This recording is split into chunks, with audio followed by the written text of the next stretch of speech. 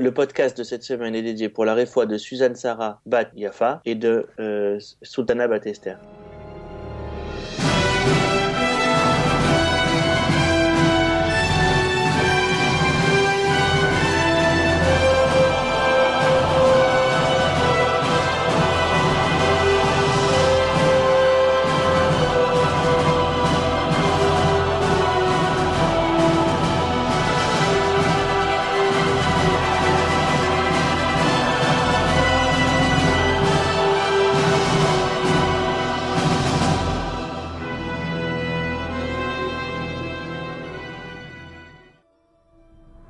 Précédemment, dans Shemot. Pharaon a rendu les Bnei Israël esclaves de l'Égypte. Hachem apparaît à Moshe et l'envoie libérer le peuple d'Israël en son nom. Pharaon, en guise de réponse, augmente la dureté du travail des Bnei Israël. Ceux-ci se plaignent à Moshe et à Aaron qui remontent l'info à Hachem. Bonjour, soyez les bienvenus sur rosedemiel.fr pour ce 4e podcast de la paracha de la semaine. Nous allons démarrer tout de suite avec Vaera, la paracha dans laquelle nous allons parler des 10 plaies. Ici Yonatan Devache, j'ai le plaisir ce soir de recevoir Olivier Chamoula. Bonsoir Yonatan. Olivier Chamoula donc, et Raphaël Obadia. Shavuot Tov, bienvenue messieurs. J'espère que vous avez pris des forces pendant ce Shabbat et que vous êtes fin prêts à démarrer. La daf était bonne, on est à fond. Baruch Hashem, la Damrout était goûteuse. Tout va bien. Baruch Hashem. Olivier, tu voulais pas partager tes... Non, la daf était très bonne la aussi. daf aussi. Il n'y avait pas de damrout et pas de... Bon, allez. Comment on appelle le plat typiquement tunisien. Le Keila. Le Keila que tu as dû manger ce Shabbat, Yonatan. Mais non, pas du tout. Non, ça y est. Non, mais faut savoir une chose, hein, les Tunisiens ne mangent pas de Bkaïla à tous les plats, à tous les Shabbats. C'est pas comme les Marocains qui mangent la daf tous les Shabbats. Non, alors chez nous, la dafina, chez les Tunisiens, la dafina désigne le plat de Shabbat, mais ne désigne pas un plat en particulier. D'accord. C'est comme le brunch qui désigne un mélange entre un petit déjeuner et un déjeuner qu'on fait en général le dimanche. Bah voilà, la dafina, c'est le brunch tunisien du dimanche. Du Shabbat, pardon. Voilà. Allez. Tu le coupes au montage? Pas du tout. Je le garde. Ami auditeur, toi qui nous écoutes, si tu veux plus de ce genre de choses... Et qui a pris fin avec ce petit sujet. Voilà, donc nous n'avons plus personne qui nous écoute maintenant.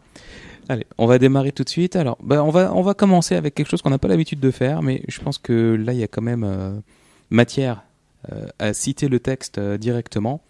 Voilà. Dieu parla à Moïse et lui dit: je suis Hachem, je suis apparu à Abraham, à Yitzhak et à Yaakov en tant que El Shaddai. Mais sous mon nom Hachem, je ne me suis pas fait connaître à eux.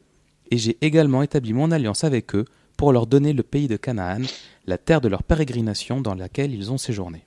Et aussi, j'ai entendu le cri d'angoisse des enfants d'Israël que l'Égypte a servi, et je me suis rappelé de mon alliance. C'est pourquoi, dis aux enfants d'Israël: je suis Hachem, et je vous ferai sortir de sous les corvées d'Égypte. Je vous sauverai de leur servitude. Je vous délivrerai avec un bras étendu et avec de grands jugements. Je vous prendrai pour moi comme peuple, et je serai pour vous un Dieu, et vous saurez que je suis Hachem votre Dieu, qui vous fait sortir de sous les corvées d'Égypte. Je vous conduirai vers le pays au sujet duquel j'ai levé ma main pour le donner à Abraham, à Yitzhak et à Yaakov, et je vous le donnerai en héritage. Je suis Hachem. Voilà, donc ça démarre comme ça. Désolé, la tirade était un petit peu longue, mais le texte est tellement puissant que on pouvait pas le paraphraser, on pouvait pas le ressortir à notre sauce, il fallait qu'on vous le livre tel quel. Alors surtout que le Shaddai, on le connaît, c'est les 3 lettres qui sont écrites, le Shin, le Dalet et le Yud, qui sont écrites sur toutes les mezuzot, d'accord, sur la partie extérieure de la mezouza, et c'est ça qui est le tout puissant comme ça, qui c'est pour rappeler que c'est Hachem qui protège nos maisons. Donc cette écriture El Shaddai là, c'est pour rappeler que Hachem il s'est fait connaître à Avraham, Yitzhak et Yaakov de la façon la plus rigoureuse qui soit. Par contre, quand il dit je suis Hachem, donc c'est le tétragramme, la Yud, le He, le Vav et le He, quand il dit je me présente comme ça, c'est je me présente sous un attribut de miséricorde. Et là, je vais déployer les grands moyens pour venir sauver mon peuple, d'accord, et mon peuple, c'est quoi? Mon peuple, c'est les descendants de Avram, Yitzhak et Yaakov. Avec eux, je me suis conduit avec rigueur, je les ai éprouvés. J'ai éprouvé Avram, j'ai éprouvé Isaac, j'ai éprouvé Jacob. Mais par contre, pour vous, à présent, ça va être le feu d'artifice. Razak, c'est aussi ce passage vient juste après la plainte de Moshe qui dit à Hachem que plutôt que de libérer le peuple, Pharaon a endurci le travail. C'est ça. Tu n'as pas libéré. On a fait pire que mieux. Ouais, c'est ça. et comme tu dis, la réponse c'est Ani Hachem, Yudke Vavke. Je suis le Dieu de miséricorde, ne t'inquiète pas. D'ailleurs, il commence la phrase Vaïdaber Elohim, El Moshe, Vayomer Elav, Ani Hachem. Le Dieu Elohim, donc la tribu de rigueur, la Midat Adin, que tu crois que je suis, en fait, n'est rien d'autre qu'un Dieu de miséricorde. Razak. Donc Moshe va raconter tout ceci au Béné Israël, mais les pauvres ont d'autres soucis, ont d'autres préoccupations, et ils ne l'écoutent pas. Alors c'est pas qu'ils veulent pas le croire, hein, c'est juste qu'ils sont tellement accablés par leur travail, par leur corvée, que voilà quoi, ils rentraient renter de l'usine tous les soirs. Écoute, laisse-nous tranquille avec tes histoires, j'ai pas le temps d'y penser, repasse la semaine prochaine. Puis la semaine prochaine, ce sera pas mieux. Et donc Hachem dit à Moshe, va voir Pharaon et dis-lui de laisser partir mon peuple. Moshe lui répond, les Bnei Israël ne m'ont pas écouté. Pourquoi est-ce que Pharaon, lui, le ferait? Et en plus, j'ai les lèvres obturées. Donc Moshe rappelle qu'il a ce problème de diction, ce bégaiement, qui l'empêche d'être à l'aise lorsqu'il s'agit de parler. Et n'étant pas un grand orateur, il craint de ne pas attirer toute l'attention de Pharaon. Et alors là, Hachem va rappeler toute la lignée des enfants d'Israël jusqu'à Moshe et Aaron. Donc là, c'est pour établir la légitimité de Moshe et Aaron, pour replacer les choses dans leur contexte. Et Hachem s'adresse à Moshe et lui dit « Va parler à Pharaon et Aaron sera ton interprète. » Alors, en fait, il y a marqué dans la troisième phrase de la paracha, il y a marqué, donc c'est Hachem qui parle, « Et moi j'ai entendu les cris, les plaintes des Bnei Israël, et je me suis rappelé de mon alliance. » Alors, qu'est-ce qu'il a entendu Hachem? Il a entendu quelle plainte? Alors, il faut se rappeler que la semaine dernière, il y a Moshe qui est allé pour la première fois voir Pharaon, et il a dit et Pharaon, il lui a dit, écoute, puisque tu veux que je libère le peuple juif, dont le but, c'est quoi? C'est d'aller dans le désert et de servir Hachem, d'accord? On l'a dit en off tout à l'heure. Il a dit, si vous voulez ça, donc pour moi, ce sont des glandeurs, d'accord? Ils ont qu'une envie, c'est de faire des offrandes dans le désert pour votre Dieu, d'accord? D'un Dieu que je connais pas. Dans ce cas-là, je vais arrêter de leur fournir, pour les travaux forcés qu'ils font, je vais arrêter de leur fournir les pierres. Ils devront et chercher la paille, et fabriquer les briques, et lever les pierres, pour tout ça, pour construire les cités que je leur ai demandé de construire. Et c'est quoi cette plainte qu'il a entendue Hachem? Ce qui a décidé de la libération, c'est qu'à un moment donné, il manquait de pierres, il manquait de briques. Il y a un Égyptien qui a pris un enfant, il a emmuré, d'accord? Et cet enfant qui a hurlé, d'accord, c'est lui qui a réveillé, entre guillemets, la miséricorde d'Hachem. Donc cette naaka, d'accord, cette complainte c'est un mot terrible, naaka, c'est la complainte atroce de la souffrance. Et c'est ça qui a réveillé le début de la libération. Razak, j'avais un truc super drôle à dire à propos du méchoui et tout, mais j'ai plus envie là. Je voulais simplement apporter un petit enseignement qu'on peut voir à partir de l'énumération de toute la généalogie de Moshe et Aaron. Il est écrit comme ça, Ele Raché Betavotam, donc voici les chefs des tribus. Alors on dit voici les enfants des fils de Réhouven, voici les enfants voici les fils de Shimon. Donc on rappelle tous les noms. Et puis à un moment donné, dès qu'on arrive à Lévi, qui est l'arrière-grand-père de Moshe et Aaron, on dit Ve'ele Shemot Bene Israël. Et voici Bene Lévi, pardon. Et voici les noms des enfants de Lévi. Donc on rappelle, il y a Gershon, Kehat, Merari, et puis il y a Moshe et Aaron. La question qu'on peut se poser, pourquoi pour chacun il cite les noms dans la Torah, et pour Moshe et Aaron, pour arriver à Moshe et Aaron, on dit voici les noms des enfants de Lévi. Et il faut savoir que la tribu de Lévi, c'est la seule qui a été épargnée de l'esclavage, comme on a pu l'expliquer dans la paracha de la semaine dernière. Pharaon avait usé de vices pour les faire travailler en appliquant une certaine ruse. Et la seule tribu qui n'est pas tombée dans ce piège, entre guillemets, c'était la tribu de Lévi. Et donc, du coup, elle a été épargnée de l'esclavage. Donc, je reviens à la question sur les noms. Si on remarque bien, les noms des enfants qui sont cités, c'est Gershon, Kehat et Merari. Et dans chacun de ces noms-là, il y a un rappel de la souffrance qu'ont enduré les 11 autres tribus. Dans Gershon, il y a le mot ger qui est étranger. Akadosh Baruch Hu avait dit à Abraham que le peuple serait asservi pendant 400 ans et qu'il serait étranger. Kehat, c'est un langage de faiblesse, un peuple usé. Et Merari, ça vient du mot mar. C'est pour ça qu'on mange d'ailleurs le maror à Pessah. Voilà, c'est l'amertume, comme tu dis. Donc, pour nous enseigner quoi? Que bien qu'ils aient été épargnés de l'esclavage, la tribu de Lévi, elles ont fait preuve de compassion, de partage de la peine et de la souffrance. On est vraiment un peuple uni, c'est ce qu'on expliquait dans les autres podcasts, que la souffrance de l'autre, c'est aussi notre souffrance. Ce que tu dis, c'est que finalement, à travers leur nom, ils ont partagé la souffrance de tout le peuple d'Israël, bien qu'ils n'aient pas eux-mêmes été asservis. Exactement. Razak. Alors, on continue. Il va donc parler à Moshe. Donc Hachem va parler à Moshe et il lui dit, alors deuxième citation, mais c'est la dernière. « Vois, j'ai fait de toi un maître sur Pharaon et Aaron ton frère sera ton interprète. Tu diras tout ce que je t'ordonne et Aaron ton frère parlera à Pharaon pour qu'il laisse partir les enfants d'Israël de son pays. Mais j'endurcirai le cœur de Pharaon et je multiplierai mes signes et mes prodiges dans le pays d'Égypte. Et Pharaon ne vous écoutera pas et j'imposerai ma main sur l'Égypte et je ferai sortir mes légions. Mon peuple, les enfants d'Israël du pays d'Égypte, par de grands jugements. Et l'Égypte saura que je suis Hachem lorsque j'étendrai ma main sur l'Égypte.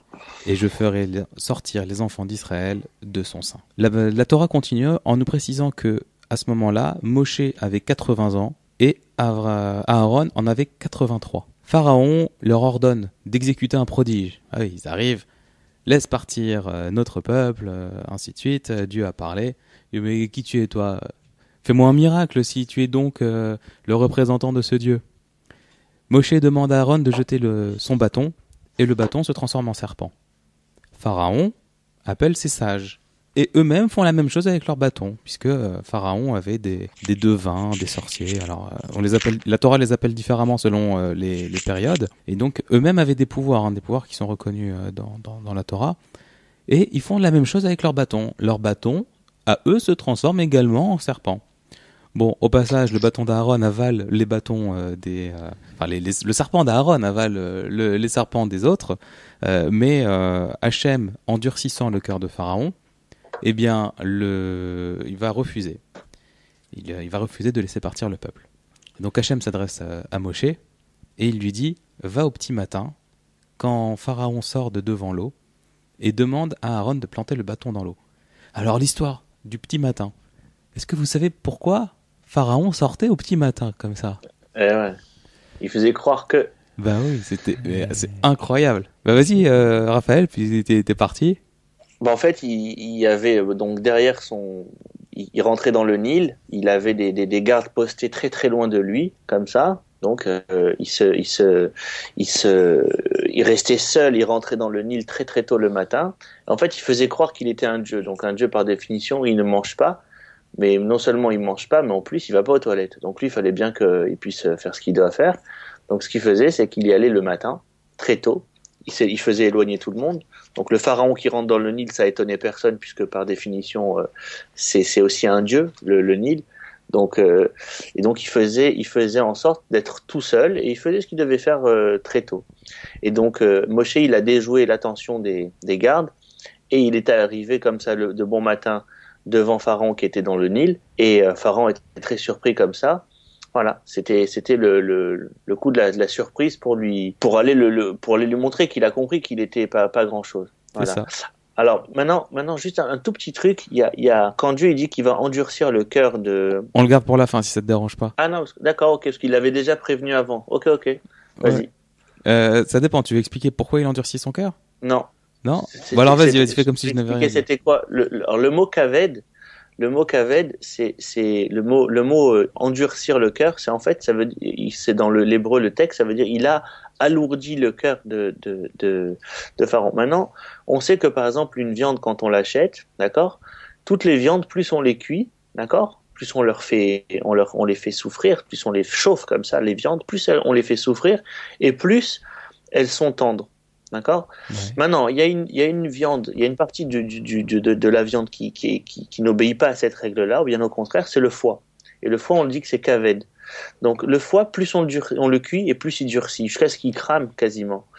Et ben, quand il parle de Pharaon et qu'il va alourdir son cœur, il dit va kaved, il va rendre il va alourdir le cœur de Pharaon, mais il va le rendre comme le foie. Donc en gros, il va faire en sorte que plus il va lui envoyer des plaies, et plus il va s'endurcir. C'est la bizarrerie qu'il va y avoir dans l'histoire de ces 10 plaies, c'est que d'un côté, il subit des trucs énormes, et d'un autre côté, il n'y a que la 10e qui va le libérer. Ah, voilà. Donc en fait, il lui a envoyé une crise de foie. C'est pas rigolo. Bon. Moshe s'adresse à Pharaon et il lui dit: Hachem, le Dieu des Hébreux, m'a envoyé à toi en disant: renvoie mon peuple afin qu'il me serve dans le désert. Or voici que tu n'as pas obéi jusque-là. Et Aaron va planter le bâton dans l'eau, et là, le Nil, toute l'eau du Nil va se transformer en sang. Et en fait, on raconte que c'était pas que l'eau du Nil qui s'est transformée en sang, mais tous les liquides d'Égypte. Toutes les eaux d'Égypte. Pas que les eaux, les jus, tout. C'est-à-dire que même si un Égyptien prenait une orange, qu'il la pressait, au moment où il allait pour boire le jus d'orange se transformait en sang. Ouais, donc les Égyptiens ne pouvaient plus boire, n'avaient aucun moyen de boire, mis à part quand ils achetaient de l'eau aux esclaves, parce que leur eau à eux, au Bnei Israël, elle restait de l'eau. Et c'est comme ça qu'ils ont pu sortir d'Égypte en tant que peuple riche. Entre autres, oui, effectivement. Wow. Alors, les devins de Pharaon font la même chose, donc ils transforment également de l'eau en sang, et le cœur de Pharaon s'endurcit. De l'eau qu'ils avaient pu acheter au Bnei Israël. Oui, bah sinon c'est pas drôle. 7 jours passent, Moshe retourne voir Pharaon. Business. Voilà. Pharaon refuse toujours de laisser partir le peuple. Alors Aaron étend la main avec le bâton sur les fleuves et des grenouilles sortent d'Égypte. C'est la deuxième plaie imposée à l'Égypte. Donc la première, vous avez compris, c'était le sang. La deuxième, ce sont les grenouilles. Et les devins font la même chose, ils font sortir des grenouilles. Alors là, c'était une infestation. Les grenouilles, il y en avait de partout. Il y en avait dans le lit des gens et ainsi de suite. C'était absolument insupportable. Et d'après les Midrashim, il y a plusieurs façons de voir les grenouilles. Il y en a qui disent que c'est des centaines de millions de grenouilles qui sont arrivées. Des fois, je crois qu'une fois j'ai lu, c'était une immense grenouille qui générait d'autres. À chaque fois qu'ils l'ont tapé, oui. Et c'était une grenouille, ils l'ont tapé, il y en a eu 2, et chaque fois qu'ils ont tapé une grenouille, elle s'est divisée en 2. Ouais. Et en fait, cette plaie-là des grenouilles, elle n'était pas simplement que les grenouilles, elles bouffaient tout et qu'elles causaient des dommages énormes, mais c'était en fait qu'elles rendaient fous les gens parce qu'elles croissaient et que elles croissaient pas seulement et elles se multipliaient, c'est qu'elles faisaient le bruit des grenouilles qui s'appelle je sais pas quoi. Et en fait, c'était ce bruit-là qui était insupportable. Et c'était ça la plaie. C'est la plaie du bruit des grenouilles. Ouais. Effectivement. Et alors, c'est intéressant de voir le cheminement des plaies. Parce qu'en fait, la première plaie, c'était le sang. Et le sang est sorti du Nil au départ. Et il y a un Midrash qui explique que c'est le sang des nouveau-nés garçons qui avaient été jetés dans le Nil par les Égyptiens, qui est remonté d'un coup. Donc il y a une explication, on va dire, naturelle quelque part. C'est-à-dire qu'ils ont été punis par ce par quoi ils ont péché. Et que le sang lui-même a attiré les grenouilles par la suite. Ouais. Et ainsi de suite. Chaque plaie, en fait, entraîne la suivante. Tu voulais ajouter quelque chose, Olivier ? Oui, mais c'est pas mal que tu dises ça, parce que peut-être que nos auditeurs peuvent se dire mais pourquoi le sang, pourquoi les grenouilles, pourquoi un bâton qui se transforme en serpent ? Il faut savoir que chaque plaie, elle a une explication et ça vient rappeler ce que faisaient les Égyptiens au Bné Israël. Par exemple, le serpent, pourquoi un serpent ? Il faut savoir que Pharaon se prenait pour un dieu et pour un grand serpent. Alors je ne sais plus dans quel midrash Pharaon se fait appeler le grand serpent. Alors là, on lui montre qu'un serpent, à la fin, ça finit par se transformer comme ça se fait bouffer. Voilà, ça se fait bouffer d'une part, et puis ça peut se retransformer en bâton de bois sec. Comme tu dis, la plaie du sang pour le sang des nouveau-nés. Et puis pour les grenouilles, j'ai lu un midrash qui disait que les Égyptiens aimaient bien s'amuser avec les petits reptiles, et ils demandaient au Bné Israël d'aller leur en chercher pour s'amuser avec eux. Et là, ils en ont eu pour leur compte. Ils ont été servis. Voilà, c'est ça. Okay. Bon. C'est Playmobil Center qui allait jusqu'à... Ouais, c'est un petit peu ça, ouais. Alors, Pharaon, à bout, demande à Moshe de prier pour que cela cesse, et en échange, il acceptera de libérer les esclaves. Moshe prie, la plaie s'arrête, et Pharaon, voyant ça comme une preuve de faiblesse ou comme un répit, il revient sur sa promesse. Non, en fait, je t'ai jamais dit... Non, vous sortez pas. Impossible. Et donc là, Moshe lance la troisième plaie, enfin Moshe, Hachem, par l'intermédiaire de Moshe, va démarrer la troisième plaie, les poux. Et donc on dit que de toute la poussière du pays s'est transformée en poux. Et c'était une infestation, il y en avait de partout. Et c'est aussi la fin de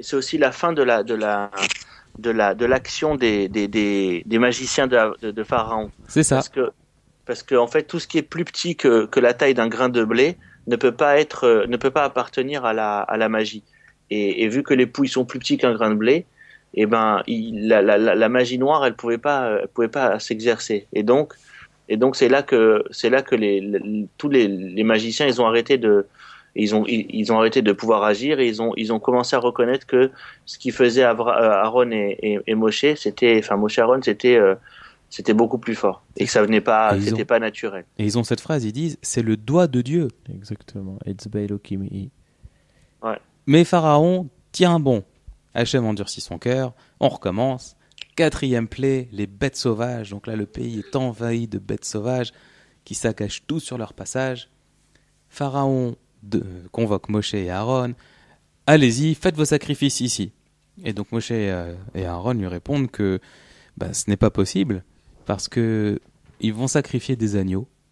Or, en Égypte, l'agneau est sacré, et que s'ils font des sacrifices d'agneaux en Égypte, ils vont se faire lapider par le peuple, que ce sera un manque de respect énorme, et ainsi de suite, et c'est pour ça qu'il leur faut partir dans le désert. Alors Pharaon leur dit « Ok, allez-y, faites partir les bêtes et je vous laisserai partir. » Moshe lui dit « Attention, tu m'as déjà fait le coup. Joue pas trop avec le feu quand même, hein. Cette fois, il faudra que tu tiennes parole. » Et donc Moshe prie, et la plaie s'arrête. Hachem endurcit à nouveau le cœur de Pharaon, et Pharaon, une fois de plus, ne laisse pas partir les Bnei Israël. La 5e plaie arrive, c'est la mort du bétail des Égyptiens.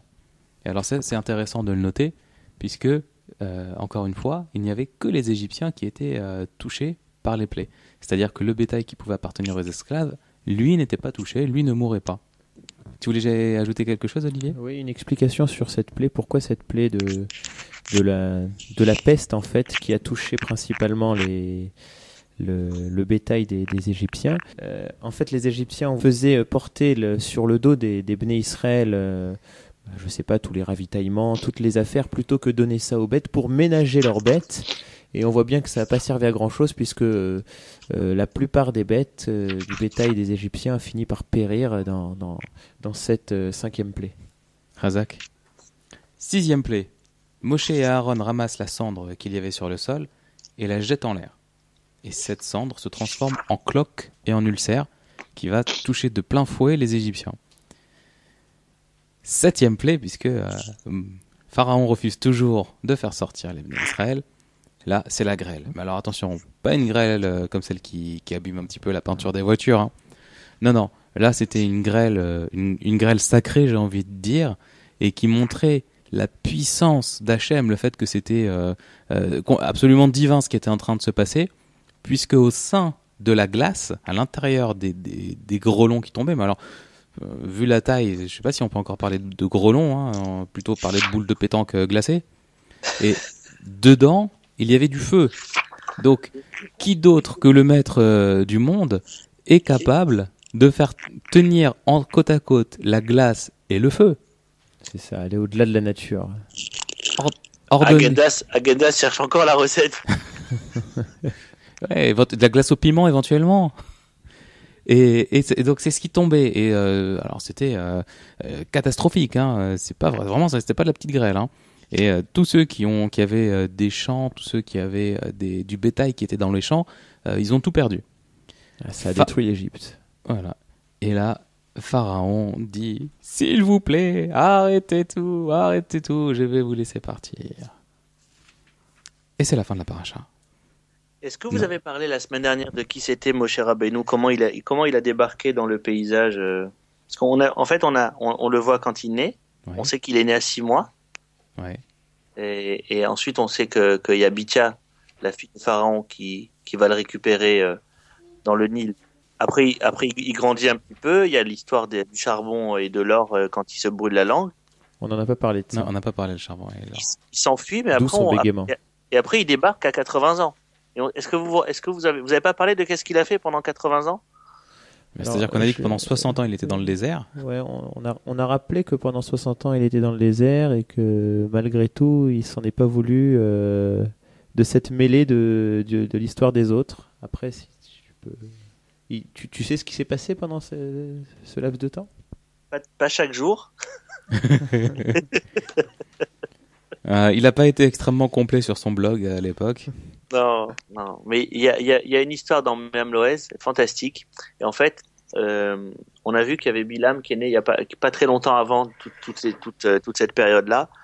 Et en fait, on sait qu'il était marié avec une couchite. Comment il s'appelle? Moshe Rabbeinu. Donc il était marié avec une espèce de bédouine, je sais pas exactement, mais elle venait plutôt d'Afrique, d'accord, et ça s'appelle Couche, d'accord. Donc nous on sait très bien où c'est Couche. Et Couche, là-bas il y avait un roi qui s'appelait Kinkos. Donc Moshe Rabbeinu il est arrivé là-bas, d'accord, et il avait à peu près 40 ans. Il est arrivé là-bas. Et donc, il y a ce roi Kinkos qui avait comme premier conseiller Bilam, d'accord, et il a décidé d'aller attaquer d'autres pays. Et les conseils de Bilam, c'était envoie tous tes troupes, tous les hommes, tout le monde, d'accord. Il vivait dans une espèce de château extraordinaire, un peu à la Seigneur des Anneaux.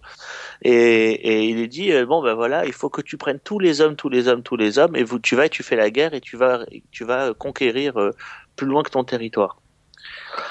Donc il s'en va pendant 3 ans, le roi Kinkos, avec tous les hommes du royaume. Et qu'est-ce qu'il fait Bilam? Il fait creuser autour du royaume, il fait creuser des espèces de tranchées énormes avec des immenses piscines comme ça. Il met des poissons très dangereux, d'accord, dans ces tranchées là, d'accord. Et quand Kinkos il revient au bout de 3 ans, il vient pour rentrer. Et il voit qu'il peut plus accéder il a été trahi par Bilam, il peut plus rentrer dans son royaume. Donc, on cherche un conseiller spécial, et ce conseiller spécial qu'on trouve, c'est Moshe Rabbeinu. Donc, Moshe Rabbeinu, il va dire au roi Kinkos, il va lui dire, voilà, tu as perdu ton royaume, parce que tu peux plus retourner chez toi. Il est inaccessible. Si tu veux retourner, il faut que vous fassiez exactement ce que je veux. Donc, il trouve des espèces de mouettes, comme ça. Il donne 1 ou 2 mouettes à chacun des soldats du roi Kinkos, et il leur dit vous allez maintenant les entraîner à faire exactement ce que vous voulez. Bon, alors il les entraîne pendant des semaines et des semaines et des semaines comme ça. Ensuite, au bout de 3 jours, au bout de ces semaines-là, il leur dit maintenant pendant 3 jours vous allez rien leur donner à manger. Donc il les affame. Chaque soldat qui a chacun 2 mouettes, il va affamer ses mouettes. Et Moshe Rabbeinu, il va faire encercler par les hommes qui ont chacun deux mouettes. Il va faire encercler tout le royaume comme ça, d'accord. Et là, maintenant, vous allez envoyer les mouettes qui vont attraper les poissons qui vous mordent et qui vous tuent. Je crois comment ça s'appelle ces poissons-là, des espèces de piranhas comme ça qui étaient dans les fosses, d'accord. Et vous allez donc les lâcher sur les poissons. Donc il lâche les mouettes. Il lâche les mouettes sur les piranhas, qui sont donc les mouettes sont affamées, et chacune attrape une ou deux ou trois piranhas, d'accord. Et c'est comme ça qu'elle débarrasse toutes les tranchées, et que les soldats de Kinkos, ils peuvent à nouveau conquérir leur royaume et retourner chez eux tranquillement après les années de guerre.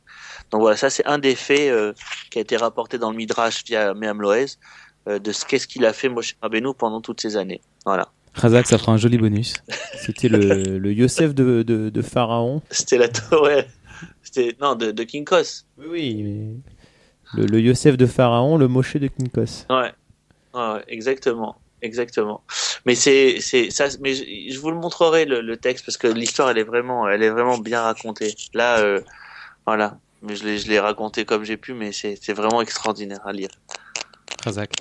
Alors, on termine la paracha de la semaine. Donc, en termes d'histoire, hein, ça finit quand Moshe sort de chez Pharaon et qu'il demande à Hachem d'arrêter la plaie de la grêle. Mais je voudrais terminer avec donc une petite histoire concernant le cœur de Pharaon. Pourquoi est-ce que Hachem endurcit le cœur de Pharaon ? On peut se dire, mais c'est pas à quoi ça sert ? Il fait des miracles d'un côté. Si de l'autre côté, il endurcit le cœur de Pharaon, à quoi bon ? N'est-ce pas ? Et en fait, l'explication, elle est extrêmement simple. Hachem laisse toujours le libre arbitre aux hommes. Un homme, quand il prend une décision, il la prend en son âme et conscience. Et le fait de montrer ces miracles à Pharaon, ça revient à lui braquer un pistolet sur la tempe et lui dire alors, t'es d'accord ? Il perd son libre arbitre. Forcément, tu vois ces miracles-là, tu te dis, mais qui je suis moi pour dire non à ce Dieu ? Et le fait d'endurcir le cœur de Pharaon, c'est ce qui va permettre de rééquilibrer chez lui le libre arbitre. Et donc la décision qu'il prend à chaque fois de ne pas laisser les Bnei Israël sortir, c'est une décision qu'il a prise lui-même, sans être obligé, sans le ressentir. Donc Hachem a endurci son cœur de manière à ce qu'il puisse prendre sa décision par ses propres moyens. Et donc c'était son propre choix que d'être mauvais. Il n'a pas été mauvais parce qu'on lui a trop endurci le cœur, et il n'a pas laissé les Bnei Israël partir parce que Hachem ne lui a pas lui en a trop mis plein la tête. Razak. Et bien voilà. Shavua Tov les amis. Shavua Tov ou Mazal Tov. On vous dit à la semaine prochaine. Shavua Tov, à bientôt. À bientôt, Shavua Tov. Que des bonnes nouvelles chez vous. Salut les copains. Salut Raphaël. Merci d'avoir été avec nous. Salut.